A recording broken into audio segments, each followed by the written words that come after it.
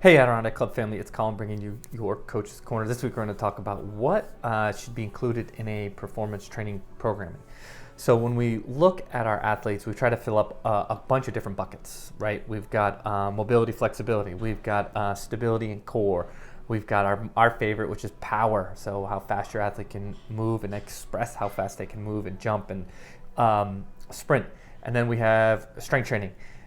And building full body strength, and a lot of that sometimes it's on two legs, and even more and more our program is on a single leg. So when we're looking at a high school athlete or a middle school athlete, we've got to fill all those buckets. And what tends to happen with a lot of our athletes who want to train on their own is they kind of gravitate more to our isolated joint movements, a lot of the bicep curls and back spies, and breaking the body up into 6 and 7 day splits. And what happens with athletes is they just don't have enough time to complete on that. So when we want a sound programming, we've got to have some sort of dynamic warm-up. We'll use a dynamic kind of static stretching as well, where we're holding positions but we're moving through them. We've got a bunch of different mobility drills we use there. Then sliding into a dynamic warm-up or ladder drills just to get the body moving and start to actually practice some of the sprinting and agility techniques that we're going to be doing later. Then we put in a skill section where we're focusing on improving your speed, improving your shuffle, your crossover run, your hip switch, and a lot of these techniques. And we'll kind of go back and forth between having you work on a skill and then working on a drill to improve and try to kind of take the skill and move it into what you're doing on the field. Then we want to sprint, right? Twice a week, our athletes, to get faster, you have to sprint twice a week. Athletes who sprint once a week don't get nearly as fast in an 11, 12-week session as our twice-a-week athletes. It's definitely a super important piece of the training.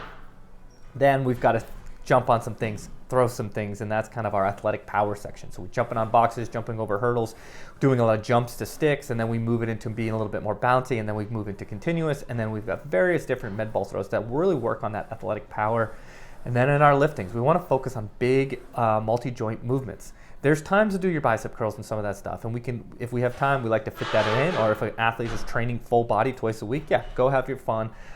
Go hit your bodybuilding stuff after a training session or as your training session if you're going to come in your third day. And that can, we're looking at cleans, loaded vertical jumps, snatches, and kettlebell swings. And then getting into our strengths, our stuff is goblet squats, front squats, bench press, single leg squats, split squats, single leg deadlifts. So there's a ton of exercises that our athletes should be doing that are going to improve their strength, but it's also going to improve their coordination, their balance, their stability, the ability to transverse forces. You're not going to get that on a machine. You're not going to get that in a lot of your bodybuilding style exercises. So that's what a sound training program looks like. If your athlete needs help with their training this spring, or in any season, reach out to us. We do online program design, and obviously we have a full sports performance programming we do in the club. Just reach out to me and we can set up a time to chat. Look forward to seeing you on the turf.